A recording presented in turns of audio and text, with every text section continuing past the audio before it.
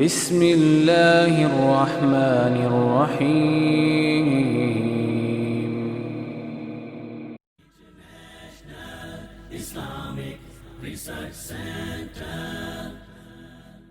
کلمتانی دو کلمے ہیں، حبیبتانی دونوں بہت محبوب ہیں، الی الرحمانی طرف رحمان کے، خفیفتانی دونوں بہت ہلکے ہیں، علی اللسانی اوپر زبان کے، ثقیلتانی دونوں بھاری ہیں، فی المیزانی میزان میں، سبحان اللہ و بحمدہ سبحان اللہ العظیم، پاک ہے اللہ تعالی اپنی حمد کے ساتھ، پاک ہے اللہ عظمتوں والا۔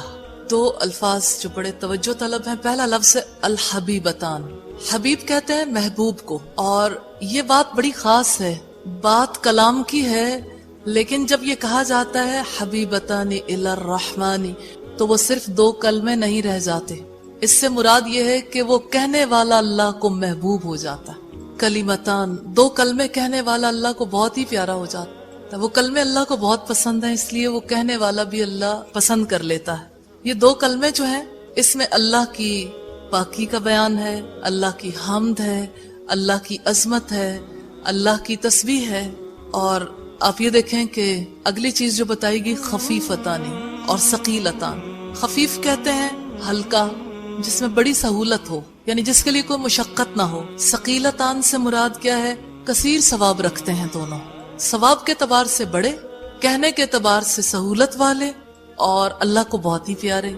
اور اگر ہم حدیث کا آسان زبان میں دیکھنا چاہیں کہ اس کا مطلب کیا ہے، تھوڑا عمل قلیل عمل کثیر ثواب، تھوڑا کام زیادہ ثواب۔ نبی صلی اللہ علیہ وسلم نے ارشاد فرمایا کہ جس شخص نے دن میں 100 مرتبہ سبحان اللہ و بحمدہ کہا، اس کے گناہ معاف کر دیے جائیں گے، خاص سمندر کی جھاگ کے برابر۔ یہ روایت جو ہے بخاری کی کتاب الدعوات کی ہے۔ اسی طرح سے ایک اور روایت میں آتا ہے، صحیح مسلم کی روایت ہے، کہ اللہ کو جو کلام سب سے زیادہ محبوب ہے وہ سبحان اللہ و بحمدہ ہی ہے، اور امام نووی اس کی شرح کرتے ہوئے لکھتے ہیں کہ یہ انسان کے کلام کے مقابلے میں اللہ کو زیادہ محبوب کلام ہے۔ جو انسان کا کلام ہے، یعنی انسان جو باتیں کرتا ہے نا اپنی زندگی میں، مثال کے طور پر انسان کبھی کپڑوں پر ڈسکشن کرتا ہے، کبھی کاروبار پر ڈسکشن کرتا ہے، کبھی لوگوں کے رویوں پہ ڈسکس کرتا ہے، ان ساری باتوں سے زیادہ اچھی چیز کیا ہے؟ کلمتان، دو کلمے۔ امام نووی کہتے ہیں لیکن قرآن اللہ کا کلام ہے وہ زیادہ افضل ہے، اور قرأت قرآن، تلاوت قرآن جو ہے یہ افضل ہے تسبیح سے۔ قرآن کا پڑھنا، اس کی تلاوت کرنا، اس کو سمجھنا، اس کا علم حاصل کرنا، اس کا سیکھنا، اس کا سکھانا، اس پر عمل پیرا ہونا، قرآن کا نظام قائم کرنے کی کوشش کرنا، اس کے لیے زبان جو کچھ کرتی ہے وہ اس تسبیح کے کلمے سے افضل ہے۔ یہ رائے امام نووی کی ہے جنہوں نے شرح لکھی مسلم کی۔ اب آپ یہ دیکھیے کہ یہاں پر ایک باریک سا فرق ہے جو واضح ہوا۔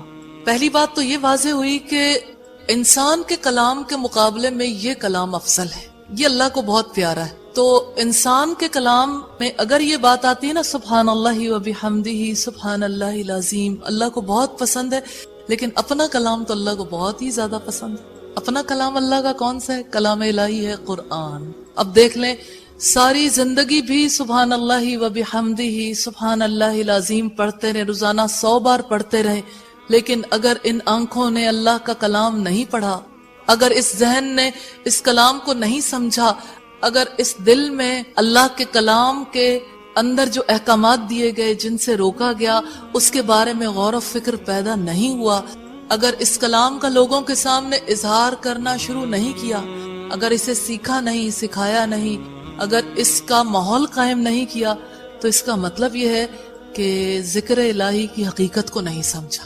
اللہ کے ذکر کی حقیقت یہ ہے کہ جس سے اللہ نے روکا اس سے رک جایا جائے۔ اللہ کا کلام قرآن اس کی خبر دیتا ہے، اس لیے قرآن کی ذمہ داری بہت بھاری ہے۔ اسی لیے سورہ المزمل میں رب العزت نے فرمایا کہ ہم تم پر ایک بھاری کلام نازل کرنے والے ہیں۔ بھاری کلام کی بڑی ذمہ داریاں ہیں، اس لیے ان ذمہ داریوں کو محسوس کرنا چاہیے۔ ایک اور بات جو ہے وہ یہاں واضح کرنا چاہتی ہوں، ابن بطال نے کہا کہ جو زبان سے ذکر کرتا رہے اور عملاً اپنی خواہشات کے پیچھے بھاگتا رہے، یعنی زبان تو ذکر الہی سے تر رہے لیکن اعمال جو ہیں وہ شیطان کے احکامات سے تر رہیں، اسی کا طریقہ کار جاری رہے زندگی میں، اللہ کے حلال و حرام کی پرواہ نہ کرے، بڑے گناہوں میں یعنی کبیرہ گناہوں میں مبتلا ہو جائے، وہ کبھی پاکیزہ اور صالح لوگوں کے مرتبے تک نہیں پہنچ سکتا۔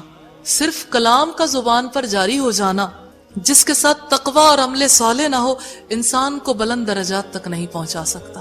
تو بڑا اجر ہے سبحان اللہ و بحمدہ، سبحان اللہ العظیم کہنے کا، لیکن یاد رکھیے گا اپنی گفتگو کے مقابلے میں، اور جو بڑی چیز ہے اللہ کا کلام، اس کی ذمہ داری کو محسوس کرنا ہے انشاءاللہ تعالی۔ چھوٹی سی کمٹمنٹ، اللہ سے یہ دعا ہے اللہ ہمیں سچا فہم عطا فرمائے، اچھی کمٹمنٹ کرنے کی توفیق دے اور پھر اسے پورا کرنے والا بنا دے۔